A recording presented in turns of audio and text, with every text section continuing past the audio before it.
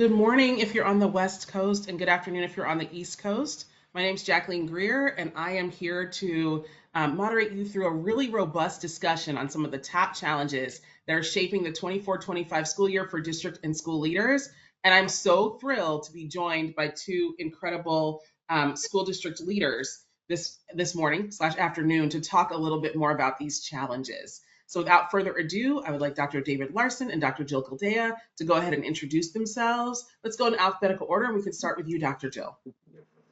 Hi, I'm Jill Gildea. I've been a superintendent of schools for 18 years. It's my 18th year in the superintendency, which it's been a blur. It's been an absolute blur. Past 6 years, I've been in Park City, Utah, where we serve just about 5,000 pre-K through 12th grade students. Wonderful, wonderful. Thank you so much. And Dr. David Larson. Well, I want to come out to Park City and get a snowboard pass. If you can give me a deal, Dr. Jill.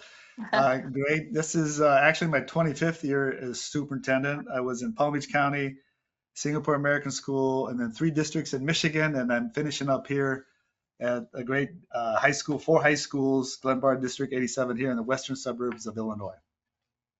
Excellent.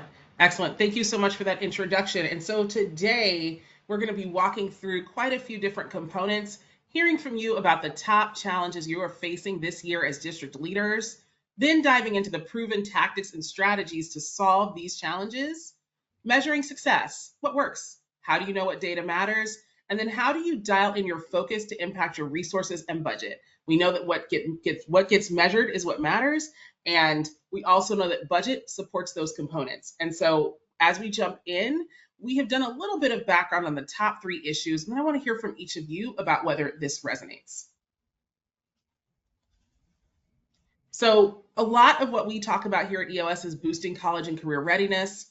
One of the other biggest issues we are facing across the country is teacher retention and educator development, and then chronic absenteeism. If our students aren't in the building, how are they going to learn? And so this is coming from a national survey, but I want to see if this aligns with the big challenges that you are seeing. So I'm going to stop sharing for a moment and then ask you what the challenges are, the top 3 challenges are that you each face in your districts.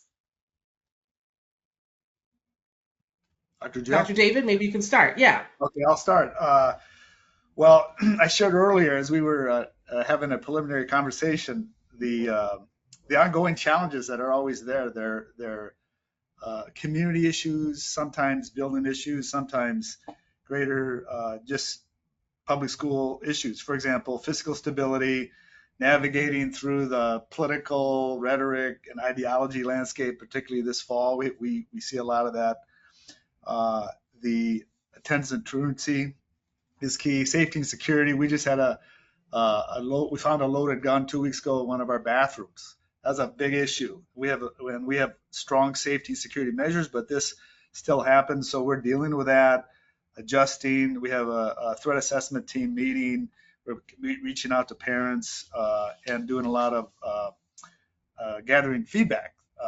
But there's safety security is always important. And then obviously teacher retention, induction of new teachers, keeping teachers, growing teachers. So with all that though, obviously we'll touch on it today is the access and opportunity is always there. And we can always find ways to make gains in those areas. And obviously EOS has really helped us with that. So I think it's kind of 2 level. We're keeping the district going and stable, and then at the same time we're advancing that important, necessary, worthy work of helping students experience rigor, so their trajectory and their future is well positioned. Dr. Jill, what are the 3 biggest challenges that are shaping your year this year? You know, it's amazing how many similarities there are, right, in the national data, and then you see a district in Illinois and a district in Utah, really similar stories. So safety and security, always top of mind, big priority. Connection and belonging. You know, we're really seeing that the need for students to be reconnected, re-engaged with school. So that, speaks to the attendance pieces, and also how do we promote to the students the important value of their education. And so then that leads into access and opportunity, which Dave also mentioned. So for our particular school system, we have worked on expanding preschool learning. We've enhanced our career and technical education pathways to include 19 different ways that kids can do some actual real life internships and learn, right in the field. And then of course, extending learning with AP courses, and have almost 4,000 course credits in enrollment this year for our students who are doing concurrent enrollment work, even as high school students. So those three things, the safety, the connection, belonging, and access and opportunity, are really the three things that are always kind of on our minds, along with everything that links to that: cybersecurity, workforce development, all those things as well. Absolutely. And so you both talked about safety obviously being a core need, and then you've expounded out to this issue of belonging. And a lot of people hear belonging and say, okay, can you tell me how that knits into your everyday work and what that looks like? If that's a newer concept for folks, like what does that really look like when you walk the halls, when you hear from students? What does belonging look like in action? Yeah, that's great, because you really, you describe belonging in different terms like climate and culture of the building or the district, relationships between teachers and students to students. And so I think we have a handle on the tone and rhythm and climate of the building, but really where it really hits the road is in the classroom, where teachers create that sense of esteem. We use the word esteem a lot, right? Esteem is like, I respect you, I value you, I'm interested in you, I want to know about your family, I want to know about your background, what are your interests, what clubs and sports. And so we work hard with teacher induction training, where teachers, we have a program, a great PD program. One of the sectors is Art of Ambitious Teaching. And it really unpacked, we don't get into, obviously, the pedagogy and teaching content. It's how do you build that connection so that student knows you care about them and you want them to work hard and achieve.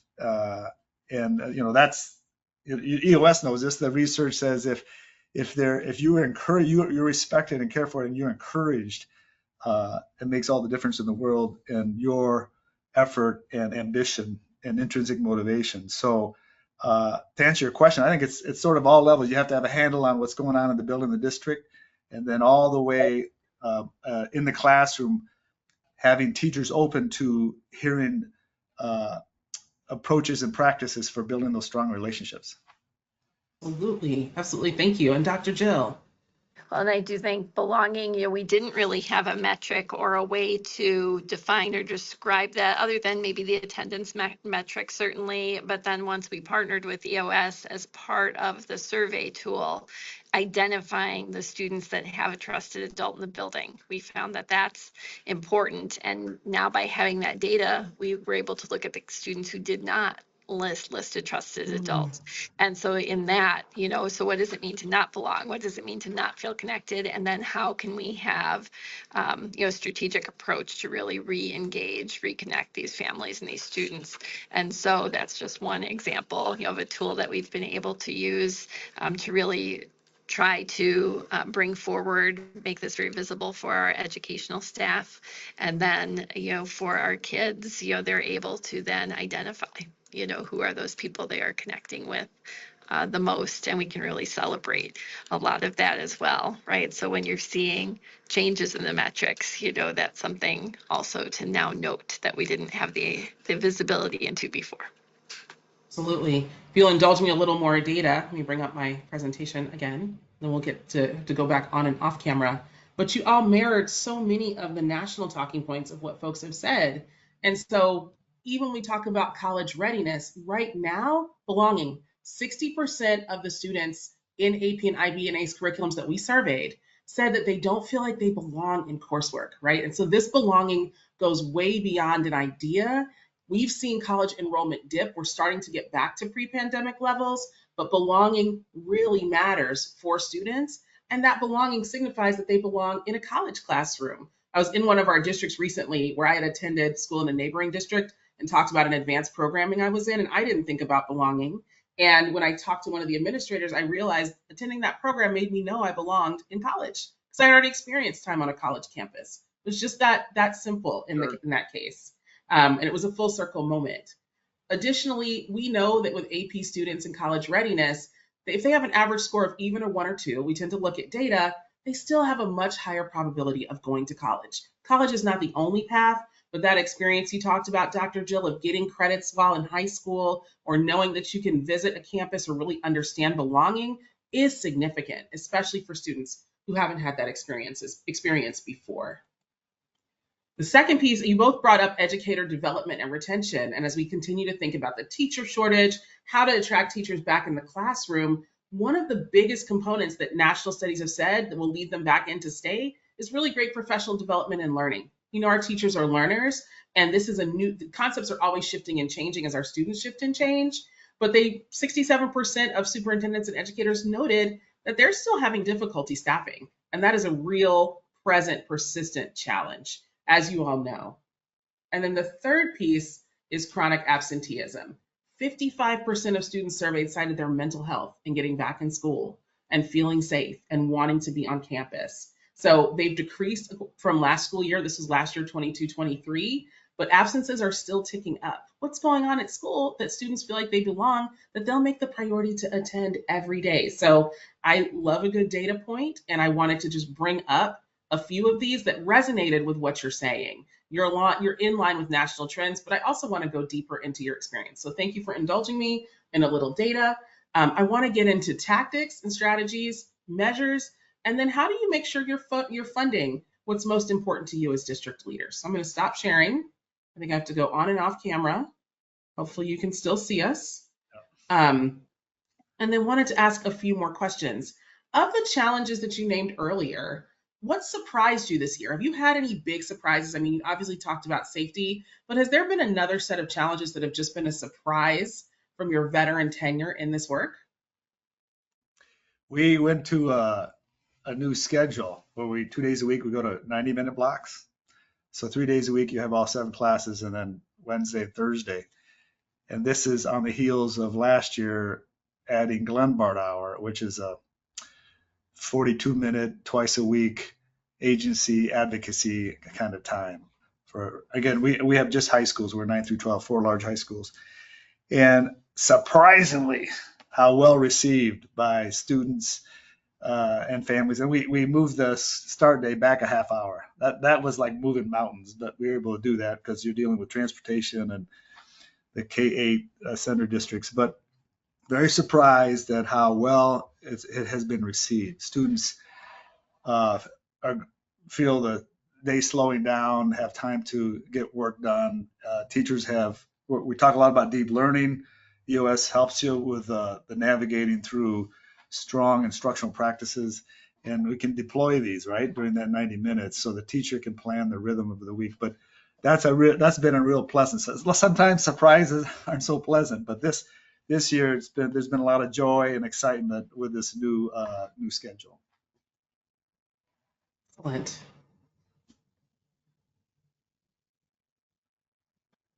Any surprises for you, Dr. Jill? You know, fortunately, not really surprises, but we've had the joy of being able to open up our expanded pre-K spaces and be able, we're able to now offer an extended day even for our preschool families, which has been amazing. And then we are just doing the ribbon cutting for our new CTE classrooms. So really that idea of modernizing the learning environment, making it, more appealing, so that hopefully that is going to, help us connect not only with current educational and business workforce needs, but also, encourage the students to be in these beautiful, modernized spaces. Awesome. Thank you. That sounds great. As you noted your challenges earlier, you've also started to talk about some of the solutions and tactics and strategies, whether that's expanded pre-K, scheduling, really continuing to shift your district practice aligned to the students. So one question I have for you is, how are wider school communities shaping your district's thinking and decision making? Is that whether that's parents, school boards, state governments? How are they really shifting the decision making the decisions that you're making? Well, we really prioritize ACT, SAT. So this is my 13th year, and they had the ACT, and then the SAT won the contract, and so for the next 6, 7 years, now ACT won the contract back. So we're going, and if you've been around a superintendent, you remember the Smarter Balance, Park assessments, and that whole era. So I think what we've done a good job in Glenbard is embracing the public does care how our students do on the national assessments. And of all the 40 Western developed countries in PISA every year, we're the only one that sometimes resists looking at assessment data and a little resistant to testing. And actually in Glenbard, we say this is a measure that colleges look at, this is a measure that families look at, our community cares about. So we've worked hard at identifying a threshold that allows opportunity for 4-year schools. And we want all our students, we have a metric to get as many students as possible. And then we work toward the rigorous course sequence that students need to make sure that the content that's covered on the assessments. And then we do a lot of emphasis on complex tasks and texts in all core classes and supportive classes, where students are able to read and write well, and that gives them the confidence that they need for the future, and obviously do well on the assessment. So it kind of sounds sort of traditional, but it's important to us, and we feel our students are going to benefit when they can navigate through an academic curriculum with confidence and have the executive functioning skills, and they know how to access resources for support, and they can take that dual enrollment class, they can take that AP class and navigate it through it. That builds confidence as a student. So that's a key priority for us. Dr. Jill? Yeah, I would definitely say that, you know this too, Jacqueline, you've been around a while. Any societal issue, right, does hit the schoolhouse doors, right? So when there's a macroeconomic trend, that ripples through. When there, our big changes with technology, like the start of AI, right, that ripples through and causes adjustments, right? So you're going to have financial impact that can be from federal and state level. You've got the legislative impact that happens. That, of course, impacts your policy. And then, of course, the politicization, right? We're all kind of managing through that, the book issues, right, are kind of still around. So when you do have something like the high rigor courses, right, explaining and navigating to our families that students are accessing curriculum that is advanced, and it may stretch their thinking, and that's okay, right, and reassuring families of that. So I think that's become a bigger part of the job as well lately. And that's the work. It's okay to stretch those brains, and it's good for that stretch. And it might feel new for some students.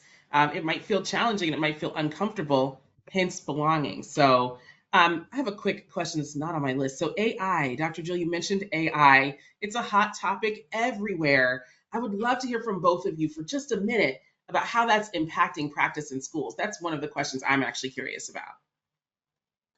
We have some excellent programs that are sort of leading the way with a narrative, and we have our own PD program. We're putting workshops together, and I think the key is leveraging it, not fearing it, but identifying in your content area best practices that are out there. And I was in one classroom last spring, and the teacher had integrated AI, and they were using AI to edit and evaluate the writing piece that they had just written. And student called me over and showed me what AI was telling him, the edits on his piece. So again, I think the key is not being afraid, but looking at approaches within the context of your pedagogy, within the content area, of new ideas of using AI. Because sometimes the best approach is just steal somebody else's new idea. And so, and it's rampant, right? Exploding. So I just being on the lookout, but being judicious and knowing you're the instructor, you're the orchestrator of learning. And so you have to embrace it and use it as a tool. Absolutely. Dr. Jill, what about you and AI? Yeah, I think we're asking lots of questions. Are there ways to support better work-life balance for teachers, right? If there are some tools that maybe assist in, personalizing the learning environment and maybe in a more effective or a more efficient way than we've been able to prior. And, in what ways, we're questioning, in what ways will this change classroom, assignments, in what ways will the classroom change if a student has kind of a personal learning coach right there, a little AI coach on the side. And then in what ways might it help teachers, especially teachers who maybe are coming from a non-traditional background?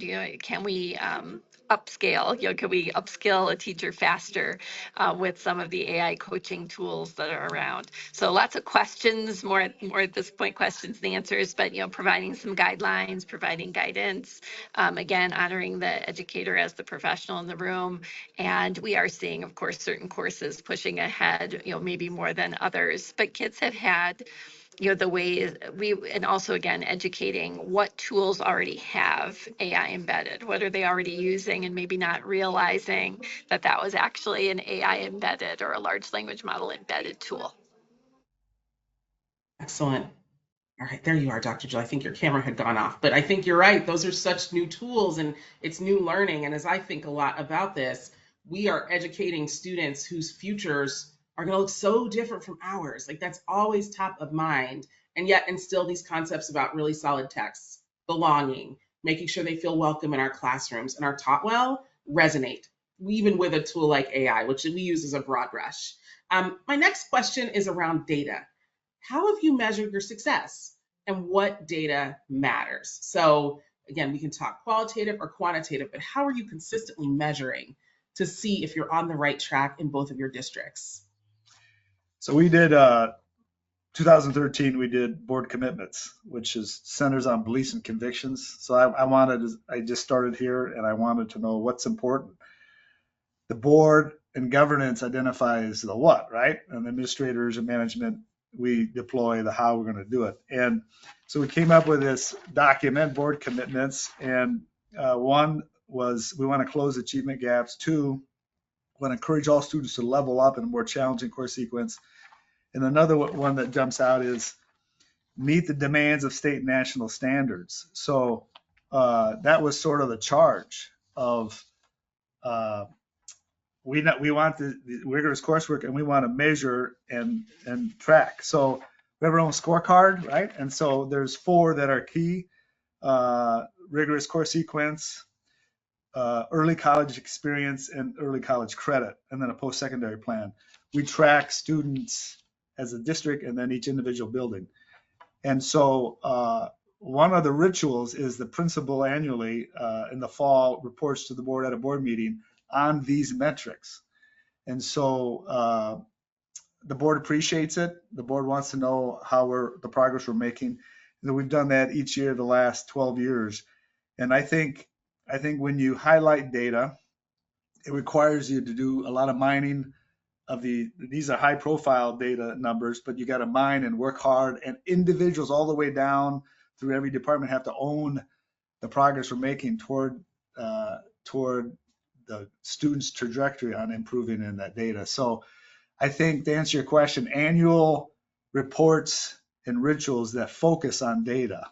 And sometimes we put data in a binder and it make it really too complicated. And we need to showcase data, talk about it. When you give something attention from a leadership standpoint and from the board standpoint, then the rest of the organization is going to look at that, what you're looking at, and prioritize it. So we've tried to do that. So, Dr. Jill, how are you measuring success and what Yeah, matters? so and again, very similar approaches. We do have a wonderful data and statistics tab on our website where we do have a data dashboard and we have a 10-year historical trends. So we do look at academic proficiency, academic growth, student group successes, and we look at those outcomes that are externally measured. You know, we're an AP Access district, we're an AP Platinum district, and those designations, you know, meant a lot to the high school, you know, because these are things that we're really working on. So demonstrating that students of every background and no barriers to participation in an AP test, right? That's a very different mindset shift. And then to have the Access Award, you know, to show that we are in both concurrent enrollment and in AP, reaching a broad swath of our population, and then having the metrics to be able to demonstrate that. That's part of our EOS partnership as well. But you know, again, all those metrics, you know, attendance, so we can really see, is there a pattern that's shifted over time in attendance, teacher staff longevity, things like that are all a part of this pretty robust data dashboard. It's excellent. Is there a piece of data that you're most proud of, that you just think about at the end of the day? And I know that people use data in different ways. When you just go, yeah, we did that, we got that right. Is there a piece that sticks out to you, one or two highlights that you've measured and shifted? You know, Go ahead, Dr. Jill. Sorry, Dave. 407 out of 407 graduates, right? On time, you know, on time graduation. That's a huge. Yeah. That's a big deal. No, that's A1 community expectation. For us, when we partnered with EOS in the early years, we made some we were good at AP Access and Opportunity, but then you really helped us ramp up. And one of our high schools got the 1% within met the benchmark with all the GAB groups, and we won an award. But for us, it's the a College Board Excellence and Equity Award that highlights graduating students that pass an AP.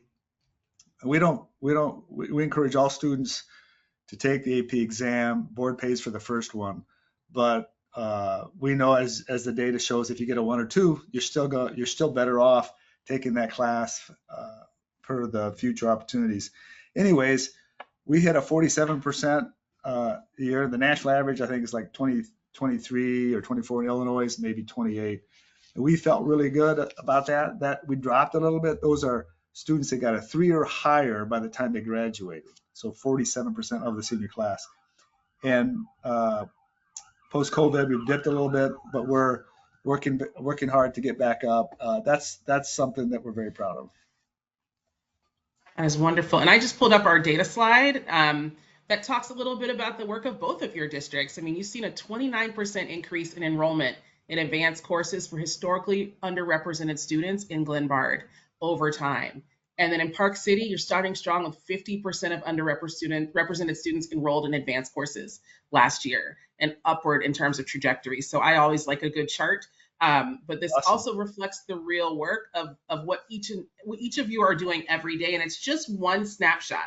It's one small trajectory, but it does discuss the work in depth. So I just wanted to make sure for our audience at home that they had a sense of what this work means. But even looking at that, when you talk about the impact on community, we can show charts, we can look at data, and highlight it. What does this look like day to day in each of your districts? Like, what is the meaning and why is this so important? Well, I want to connect my answer to that to the climate and culture. When you walk into an AP classroom, you see just a great variety of students, Black, Brown, second language learners, first generation, and it's just part of our culture. That's sort of who we are. The students and the families feel that, and you can tell that they appreciate it. That's very gratifying to walk in and around the district and to see that. And I think of the practicality, whenever we are opening the doors, right, removing barriers, around, removing obstacles for students, you're saving tuition dollars in a dual enrollment course. You're having that access to the rigorous learning environment. So I love to give Tammy Campbell out of Federal Way some credit for the 4Bs research that she did around educational equity and access, which is fostering belonging, removing and eradicating obstacles and barriers to student learning, really highlighting the educator belief in the student. And I think the data that EOS provided us in our partnership, especially that first year, showing the data of what people are expecting. You think you need to be a top student to have AP access, but really there's a lot of proof that if students have an interest, they can rise to this occasion, right? So that belief in the student success, and then really broadcasting student voice. That's been a big part. And again, when students feel successful and they can share those successes broadly, that really helps our whole system celebrate. We've got some supportive programs called Dream Big and Bright Futures. So we really work with our first gen families to make sure that our students and our families understand all of the opportunities that are afforded to them in the public schools. And it's been a great way to energize families around the future. Is there, just to build on that, is there a student story for each of you? And maybe we could start with you, Dr. Jill, about belonging, about access that just reminds you, aside from the data, right? We've got the data points, but is there just that story that really resonates with you about why this is so important and motivates your work every day? So many, right? It's that graduation day that means a lot when you see those students crossing the stage. But it's also the families that meet with us when we're having information nights and talking about opportunities and access. And when we are able to see first gen learners persist through university at a very high rate.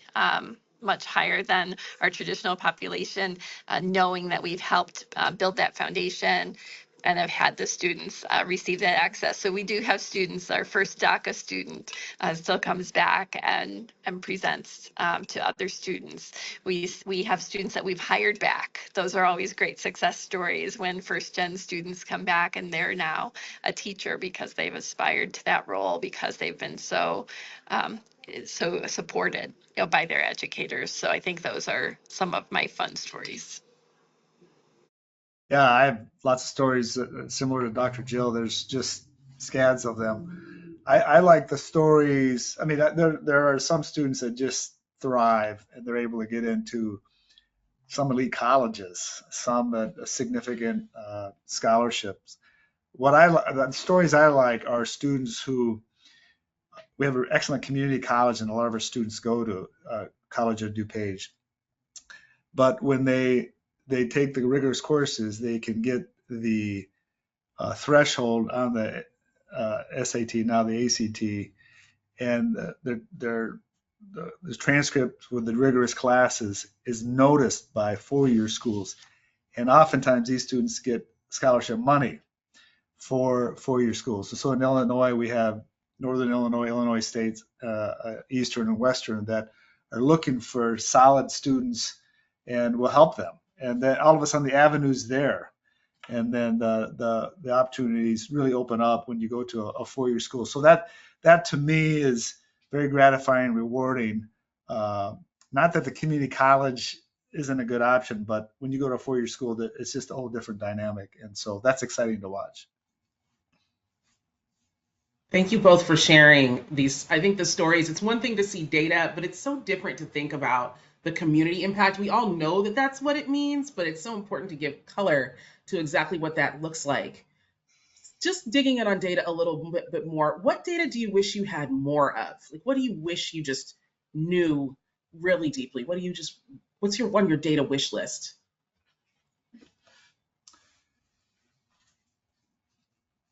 I think go ahead, Dr. Jill, go ahead. I love personal learner profiles, so I love being able to see a student's whole, basically almost like what you might have traditionally called a college resume, but this idea of a portrait of a student where you can see how all of the elements of the portrait of the graduate have come into a comprehensive program of instruction, and then, the different opportunities that students have taken. So, everything from their participation rates in different sports clubs, extracurriculars, to their academic strengths and challenges, how they've hit standards, how they've had growth. I would love to have all of that, in one place. And we get close, but I don't know that we've got that full alignment of the portrait of the graduate quite yet. So I wish I had all of that right at my fingertips. Yeah, my answer is similar to Dr. Jill's. We're rolling out a systemic, intentional post-secondary plan for each student. And the courses the students select, particularly the junior, senior year, are aligned to that post-secondary plan. And then we do a good job tracking summer melt during the summer, trying to make sure kids a glide path into their plans with post-secondary, especially the ones that go to the community college, because sometimes they get lost in the summer. And then, but that post-secondary plan also has completion rate of your 2-year plan, if a college credential or certification, or completing a 4-year degree. So we track that, and we're well above the national average. But we want to build the data platform to give us even more detailed information, because that's the result, right? How well your students do when they leave in their post-secondary journey. So tracking that data is going to be important work for us in the future. That is really helpful. I'm really enjoying just hearing all of your reflections. So my next question is where we tend to look at priorities. How do you, as you focus on these metrics, get your resources in the right place to really make sure you're able to get the data, the information that you need to drive student success? So what have you had to do? Where have you had to innovate to really get the resources you need for the priorities that you want for your district? Well, I'm just going to put a plug. This has not been a problem for us. Resources for support. We have instructional coaches, and we have an excellent PD program. And but EOS is an important third-party partner, and it comes with a fee. And I remind my peer superintendents. Oftentimes, I hear from superintendents, "Oh, we can't. We're going to do that ourselves. I've got a data person, and we're going to handle it ourselves and save the money." And I asked my business office, I said, "Tell me the consulting fees that we pay."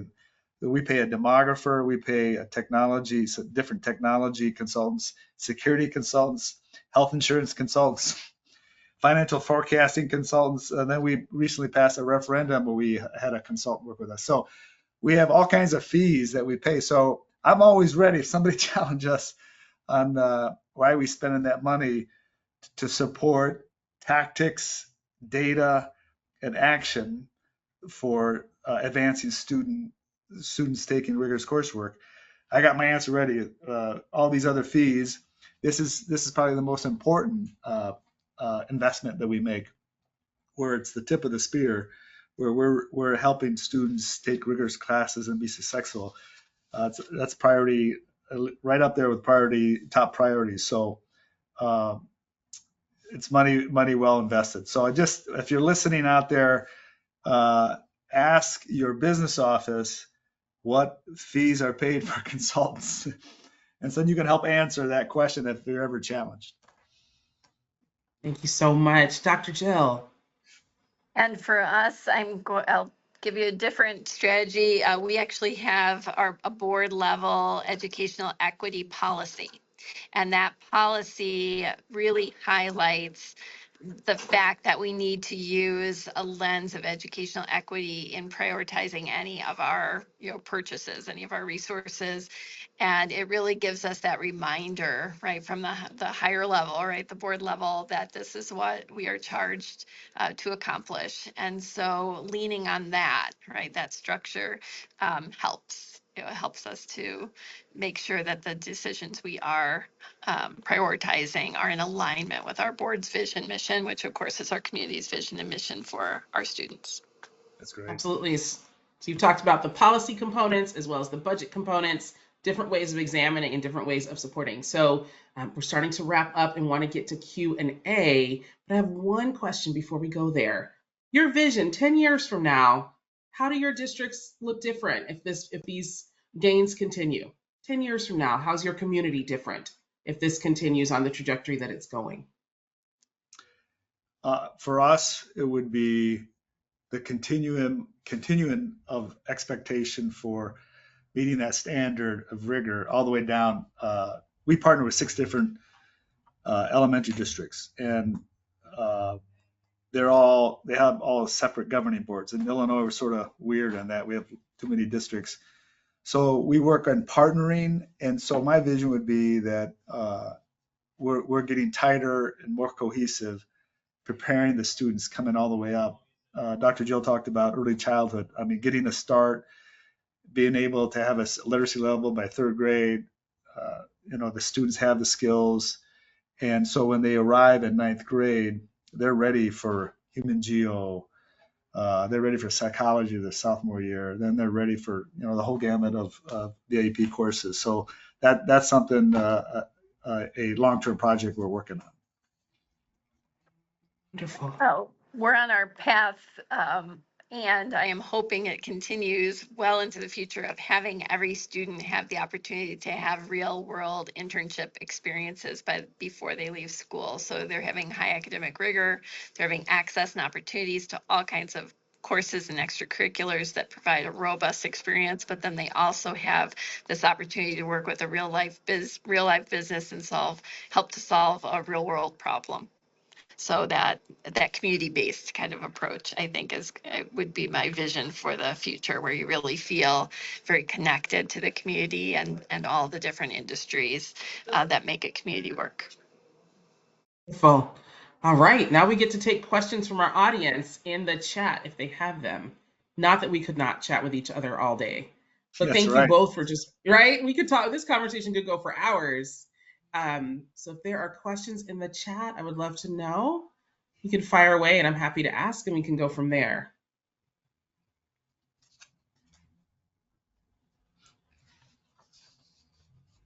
It looks like it's quiet. While we're waiting, again, I always have questions. That's one of my taglines. Like, I have questions. What resources can interested persons dig into further to really help understand access? I mean, you mentioned the work of, broadcasting students' beliefs, belonging, removing barriers. Dr. Jill and Dr. Dave, are there other insights or other places you go as you're digging in around college access and readiness that are your go-tos? I think a little detective work on your own strategic plan. If you're an administrator or teacher or even the superintendent, I think pull out your strategic plan, and there will be statements about equity, access, achievement, and we do that here. We pull out our mission statement, and then we have, as I highlighted, the beliefs and convictions, the board commitments, and we use those, and that becomes the direction and the guide sometimes in conversations when people because there's inherently organizational resistance that happens, and you have to go back to those vision and mission statements and action plans, because sometimes they just sit on a shelf or they're cosmetic posters on a wall, and you have to pull those statements out and say, hey, we said this, the board adopted this, let's get after this. What can we do? And we've done that, and we did that quite a bit in the early years to really get us going. I think one of my suggestions would be to pull out the Access for Equity framework from EOS and look at how you're building your professional learning opportunities for your staff, because if you can provide them with that mindset shift, I think anything is possible for the students. And I do think that tool and that resource has been amazing. Excellent. We have a question from our audience, and one of our colleagues out of Chicago has asked, was there a particular demographic of students that you saw growth with in the work?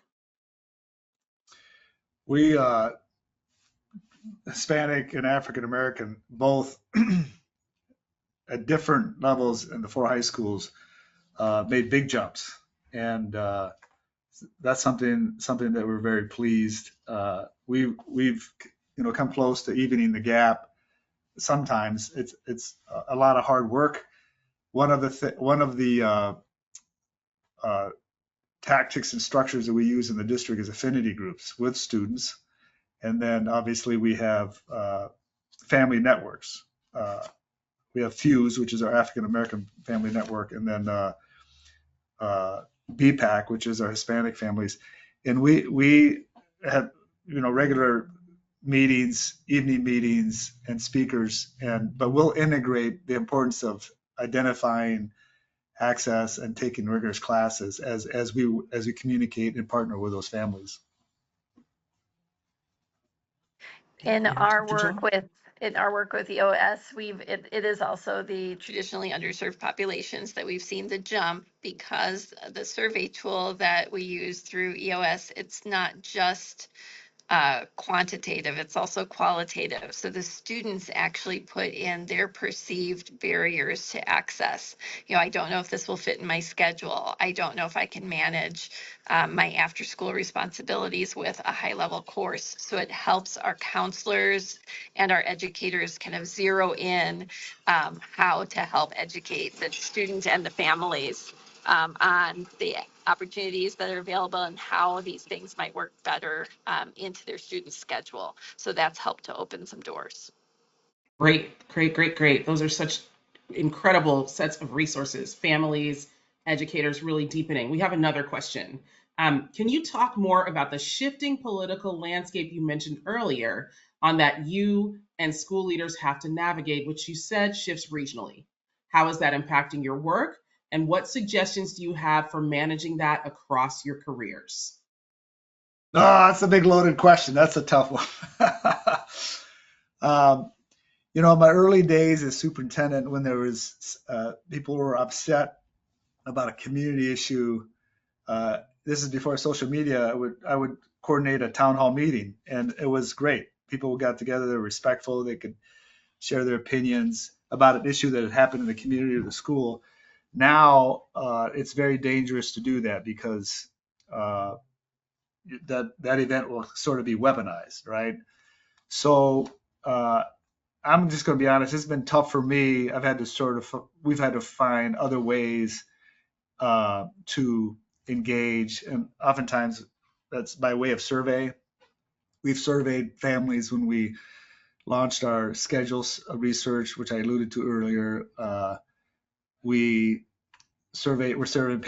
going to survey families on this recent safety and security issue. When we passed our referendum, we surveyed families. So that's sort of a safe way. We've done webinars that are open where individuals can ask questions. But it is a challenge, and it bothers me greatly, because that's something I've always enjoyed in my work, of taking a topic that people disagree about and going into a venue and being respectful and listening, and both sides hearing from each other. I think that's just hard to do now. And so I don't have a good answer for that question. And it sort of disappoints me toward the end of my career that it's gotten that way. It's disappointing. I agree. It's a big change from when I started. I mean, superintendency has always been a challenging role, and it's become, more so. And I do think a lot of it's awareness. It's working to really again, framing. We're an educational institution. We are really working on academic gains and success. It's trying to stay away from politicized language, which again has been challenging because different words or terms have been weaponized. And again, it's usually fostered in misunderstanding or misinformation versus fact. So in that regard, it really is challenging. So that's why I love Tammy Campbell's 4 Bs, really belonging, barriers, right belief, and broadcasting voice, it's really hard to argue with those great principles. So trying to stay away from things that are going to be perceived as extremist or having a certain political affiliation, and really just focusing on the fact that we're here to really promote student success and career, college, life ready skills. Thank you so much. If folks have questions, there's a chat, and the question submission is the one right next to it with a question mark that looks like a help button. We've got another question. My site is working to establish parent groups as a way to reestablish family connections to school. Do you have any advice or strategies for how to do this effectively? I know, Dr. Dave, you talked about a few of these, Yep. but it sounds like you both have insight here. Well, have food. That's an important